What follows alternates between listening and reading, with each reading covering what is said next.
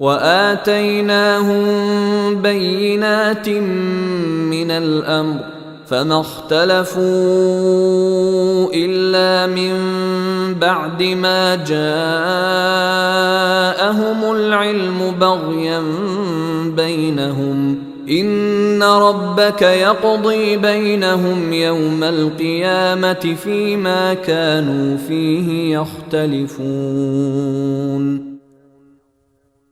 اور انہیں کھلے کھلے احکام دیے تھے، اس کے بعد ان میں جو اختلاف پیدا ہوا وہ ان کے پاس علم آ جانے کے بعد ہی ہوا، صرف اس لیے کہ ان کو ایک دوسرے سے ضد ہو گئی تھی۔